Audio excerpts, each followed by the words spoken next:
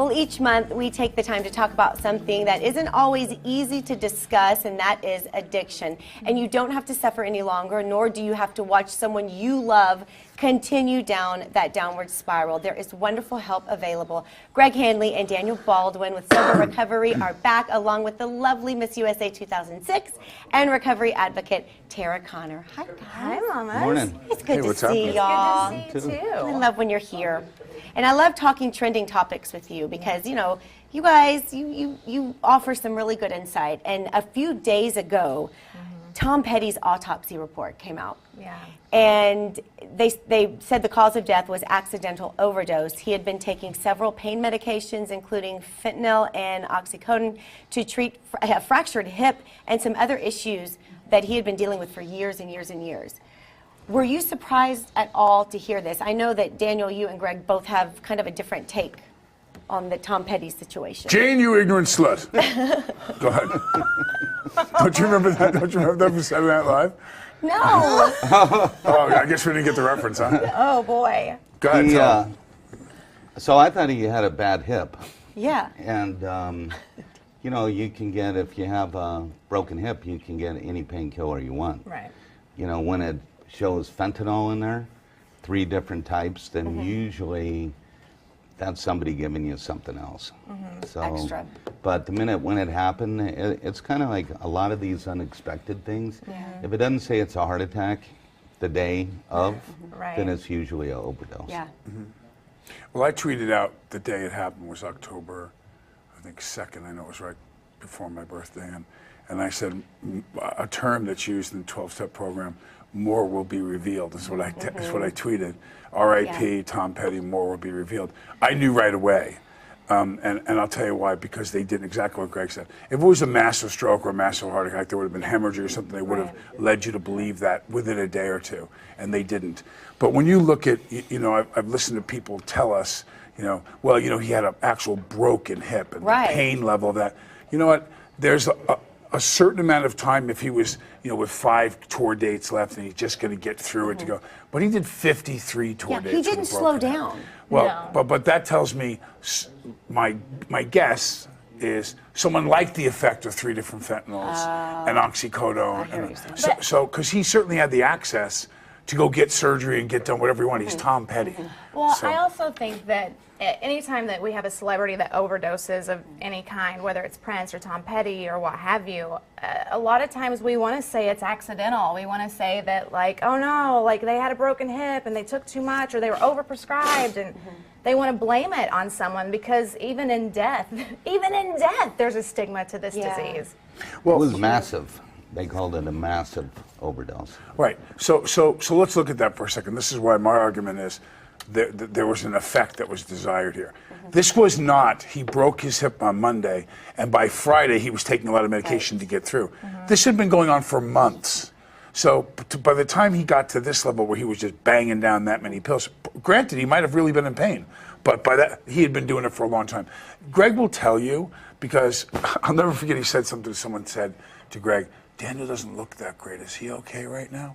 And Greg goes, trust me, if Daniel relapsed, you would know. It wouldn't be a secret. So there's a truth to that.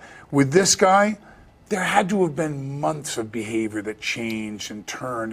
Why didn't anybody? Yeah, why didn't anybody? Everybody's so afraid to say anything to celebrities. You have yes men all surrounding you. No one ever says, "Hey, something's up with you." Yeah, I have a viewer right now that's saying it's because they make too much money or they have too much money. And I mean, honestly, money or not, this disease doesn't discriminate. When I had no money, it was still easy for me to get oxycodone and fentanyl at 16. Yeah. Well, I'm just sad. I mean, what a loss. She was pretty. It was a little harder for us. She is beautiful. She still is. She was stone cold. Pretty. And the weather today. It's chilly here. It is. I know. Are you surprised? Is that what you did when you got here? Yeah, as soon as I got off the plane. I missed it. I wasn't there. Yeah, it was missed chilly. the inside joke. He's gonna drop the ball. I'm leaving it. Poor Rocky. What is wrong with you people? A lot. So I also want to talk a little bit, since it is January. You guys have heard of dry January, right? You have the giggles right now. Greg is about to burst his giggling. We had a bet who could get in in on the show. Oh, and you got it in first. I got it in first. Of course you did. Of course. I'm so sad I missed these flights. What is dry I really would love to be January? with y'all. Okay, so dry January, and you may have seen it on social media, but it's when people say, I'm going to detox from drinking. I'm not Right. going to drink in January at all. Some people saying this is a good thing. Other people saying, really, what's the point? Because then you can get to Freaky February. There you go. And You go all get to do it out. all over again. It's a freaky February. But I would think that maybe, and I have friends who have done this. They, and they don't have a problem. They just, drink socially, and they do the dry January, and then they can't believe how good they feel. Right. They feel so energized and alive and focused, and then they say, "Well, I really don't want to drink because I feel so much better this way." Right. So I there's did, that benefit. I did that 13 years ago. I didn't. And It wasn't just for January, though. no, it was for No, December. Oh, okay, okay.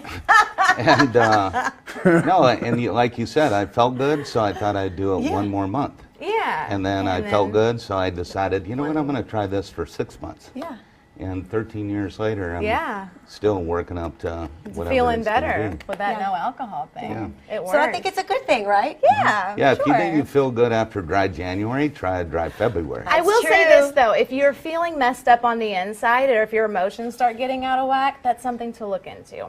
Okay. Just saying. Thing to keep in mind. a good You point. guys do not go anywhere. We will be right back. More with Soba after the break.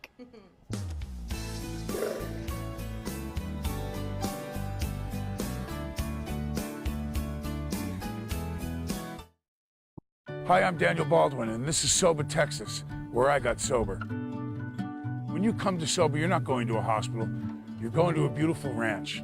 You're going to a place of peace where you're going to join a family of people that have a common problem, addiction or alcohol.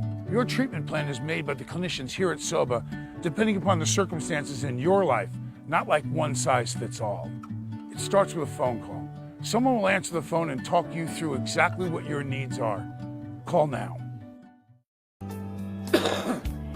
And we are back with Sober Recovery, everyone. And we always talk about your publication, Recovery Today, Greg. And on the cover is baseball great Darryl Strawberry. And Daniel, you actually interviewed him. Yes, I figured that's why you were wearing Black that. Yankees. Pow. But you interviewed him, and I it did. was a great interview, and we learned so much What a about great him. honor he was. Yeah. People don't realize sometimes how much influence a celebrity can have on you. Somebody like Darryl Strawberry, I remember the cover of Sports Illustrated, the straw that stirs the Mets, they called him. He owned that city for about 5 years. Yeah. He was that dynamic a character.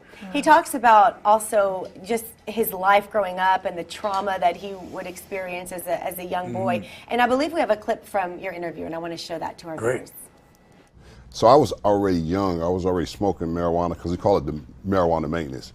You know, you start at the age of 13, 14 years old and drinking Coke 45s early. And I really never had a chance to deal with what was really happening on the inside. I mean, I was 6'6", you know, everybody said, well, he's going to be a great baseball player from the outside.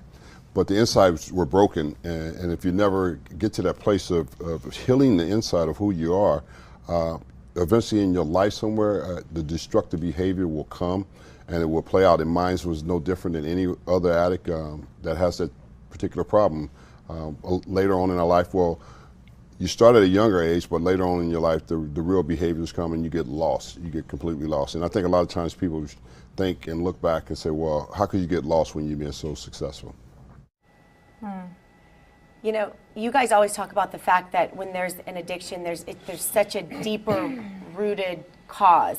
And he talked about his childhood. He had an alcoholic father who would come home, who would abuse the children, who would abuse their mother. He said at one point, we almost killed, the boys got together, we almost killed him to make it stop. And he says that's where it started.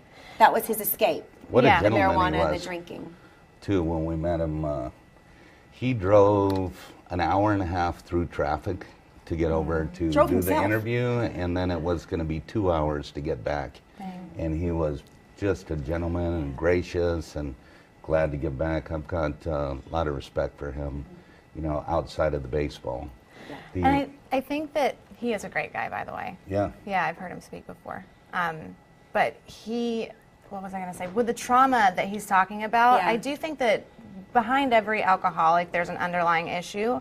And trauma is a part of most people's stories. Like, even if you come from a great family with awesome parents who are like go-getters and whatever, like sometimes that can traumatize someone as well. So we all much have pressure. Right. So we all have our own form of trauma, but the only way that you can get addicted to alcohol or drugs is if you take it enough to develop some type of an allergy.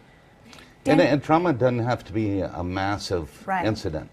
It can be somebody was late picking you up at the baseball Right. park when you were 8 and Yep. it was dark. Yeah. You know, or it can be anything. And something that may traumatize one person may not do it to another person. Right. Yeah. Yeah. It's everyone's journey. Well, we do EMDR therapy, which is, it was designed for the Vietnam veterans, and it allows you to take a look at your trauma and then change the caption on it. And I tried it. Anything that we do, I try myself just to see how it works. And I was really surprised to see what was bothering me was not what I thought was bothering me. Really? Right. It may be something else. Yeah. It may be something Yeah, else. completely different. What else did you take away from that time with him, Daniel? The thing that struck me most was our commonality about our childhood, and not so much that my father was drinking and doing whatever, but just that we had trauma. We had, and I, nothing compared to him success-wise, but we had had success in our careers. And no matter how much success I had, no matter how much I tried to fill it with drugs, alcohol, women, clothes, cars, you know, I just poured so much into that big pot, and it was never enough. And that was the thing that we had in common. He was Darryl Strawberry, the premier home run legend. hitter in all of baseball, and no matter how much, there was never a rock of cocaine big enough. Right. There was never a woman who was hot enough. Right. It didn't matter. You could not fill that cup. All right, well, we're going to take a quick break. We have so many viewer questions that we want to get to. They have sent us their questions on Facebook, and we will get to some of those after the break. People think courage is simply walking through fear. Courage is not running from yourself. I believed getting sober meant I would lose my edge. Turns out, I was wrong. I only surrendered the things that were holding me back. But all those fears I've faced over the years pale in comparison to the courage it took me to get sober. When you think your world is falling apart, it's actually coming together. I have found my freedom and will do anything to protect it. And so can you. That was really good, Greg Hanley. Yeah, Greg Thanks. Hanley. Produced that. Yeah, my For Soba. team, his name is Colin Scummy Morrison, and he was, Metal Militia and motorcycle jumper. He's like one of those guys that you see doing all that stuff. And I always wonder who those guys were. Now I know. yeah, Yeah. he's cool. He does some interviews for a lot of people on Recovery Today. He's become a real good part of the team. I remember now. You've mentioned him before. Yeah, we had- now I'm recalling. That makes sense. Yeah, he was on the cover of Recovery Today. I remember. Do I want to get to viewer questions? Yes. Yeah, you Yes, we have a interviewed him. lot. I did. Yeah. Oh, you did? I sure did. Oh, that's why you know so much about it. I do. Okay. Hi, I'm Colin. I'm going to get to our first one. So this is off of Facebook, you guys. The viewer says, I'm 23 years old. Alcoholism runs in my family. I've always been a non-drinker, knowing my family history. How likely am I to carry the, quote, addiction gene, so to speak, if one of my parents and one of my grandparents were alcoholics? So tell me, is there such a thing as this addiction gene? Well, I mean, probably not what it's called, but I know people, you know, if you have a family history of it, For sure. are you more likely? Well, are you Irish? Well, I am not. Actually, I'm a little Irish. I mean, are you okay? Well, girl. Yeah. You know, it's very likely. My son hadn't had a drink, and he just says, "Man, I don't want to risk it." he didn't Right. even want to ever start. No, yeah, he doesn't want to risk it. Yeah. And so there's certainly a way to find out, and you can take a drink and find Yeah. out you made a bad mistake. Yikes. Or you could not and just have an easy life. Yeah. Be energized, more focused, Yeah, like we more were talking energy. about. Yeah, if you hadn't done it yet, I would take the Yeah, high like road. why take the chance? You're living a good life. Okay, here is our next question. I've been in recovery twice for an addiction to painkillers. I've recently found out that I will have to undergo invasive surgery, and the pain following the procedure will require some type of pain medication. How will I get through this without ending up right where I was before? Well, that depends on that specific viewer. I mean, there are tools that help us get through things. If I break my arm, I'm going to have to go on some type of a pain medication. So what do you do? And, well, you know, you get around your foundation. I would contact people like Greg or Daniel and be like, here, I need you to administer my pills. Right. Don't let me have them on my own. Even at 11 years sober, like, it's not worth the risk. Of course not. And so, you know, when you have that team of support around you, you can't go wrong, but you can, if you're triggering the allergy, as long as you're trying to stay active and have your foundation to hold you during that time, it's okay. Having a game plan. Yeah. Yeah. To it. And there's another factor here. I remember when I was so worried when I had my neck surgery, and they said, well, you know, you're going to be in this collar and you're going to be in the hospital for 3 days after. And I remember laying there in the hospital, I looked at the guy and I said, just turn it up twice as much and twice as fast. I said, and if you do that, when I walk out of here, I won't take a single painkiller. And he went, yeah, you'd never be. I went, no, I will be able to leave. And I never took a single painkiller 3 days after the surgery.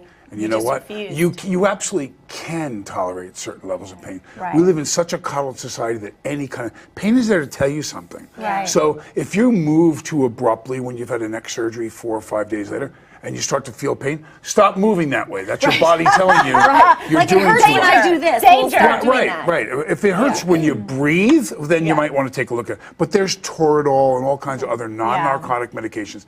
That's it. For this viewer, I hear you, but there's other alternate And let ways. the doctor know the big. You're Right. right. Sometimes Let the the big doctor difference For is sure. letting the doctor, Yeah. letting the dentist. I met a guy that had 29 years clean and got some wisdom teeth pulled and ended up back on the heroin From like a 2 weeks wisdom later. tooth. Yeah, from getting the pills. So not worth it. Okay, we have about a minute and a half, but I want to get to one more, you guys. This viewer says, I was busted for a DUI over the holidays. It was a major wake-up call for me. I realized I have a problem. I've had enough. How do I manage to get that under control but still go out and have a good time every now and then? First of all, sign up for ride sharing. Yeah, what do I do? What do I do? I think that there's a misconception that when you get sober, your life is over and there's Yeah. no fun to be had. It's just like fun be gone. Instant fun be I'm gone. having the best time ever. Yeah, Clean I best time. mean, we are insane, but if you see that you have a problem and you're like, but I want to still go out and run it Without until the the drink. wheels fall off. No, drink your face off until you see that you might have an issue. No, but you know what will But really don't drive. But don't Yeah, drive. no. What Please don't will drive. really keep you sober? Go out and don't drink. And clock And the look pe- at all the other clock people. the people at 7 o'clock, clock them at 9, clock them at it gets 11. ugly, And then guys. at 1, it's ugly. It's ugly. It is And not you're like, cute. gosh, And there's you no were way one I of look them. like that. Yeah. I Yeah. would never do that. I saw a girl the other night that I was going. I bet she was pretty 4 hours ago. No, We He had a just got girl sloppy. the other night that was working at an event. Oh, yeah. And she was lying on the table, you know, that when the hand distangles because she's out. And we're going, do you want us to take her to the hospital? You know, the police were like, yeah, no, we got her sister coming. But and then we heard the ambulance coming, we were leaving. And she was, I saw the girl 4 hours before that. She was fine. She was all charming and lovely. Passed out on the I gave my day. card to the cops. I go, when the sister gets here, yeah, if this kind of goes on a lot, maybe it'd be a good idea for her to come. Yeah. Yeah, for bring sure. her in. All right, guys, we are going to let you know what you can do today if you feel you have a problem, if you have someone you really love that you're worried about, then what you can do today, like within the next 5 minutes, that could save their life or maybe yours. We'll be right back.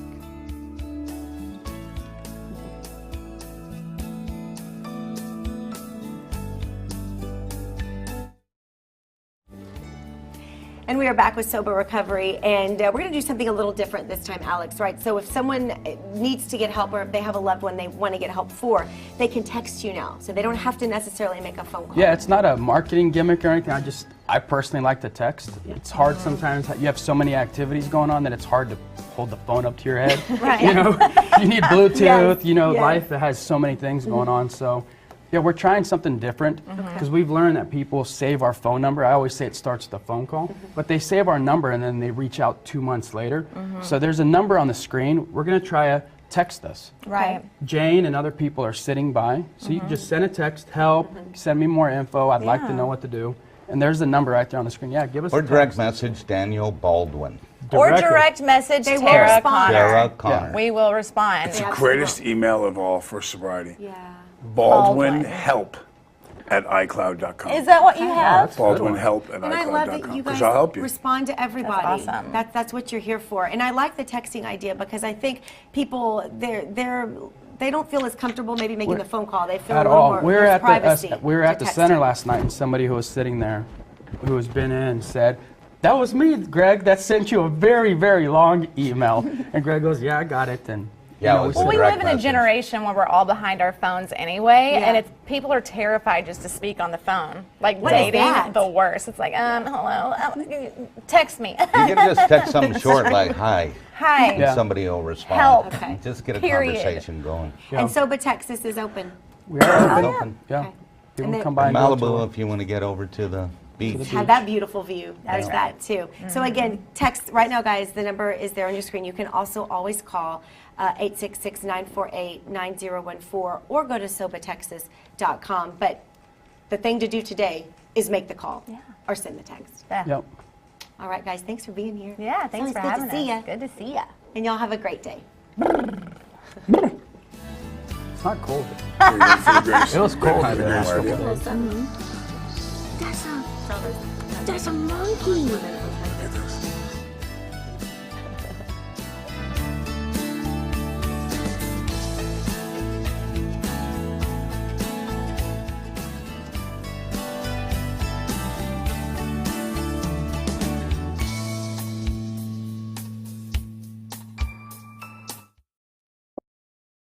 Hi, I'm Daniel Baldwin, and this is Soba, Texas, where I got sober.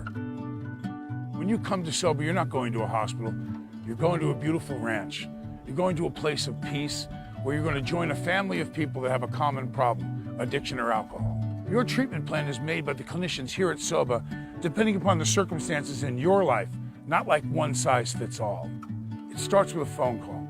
Someone will answer the phone and talk you through exactly what your needs are. Call now.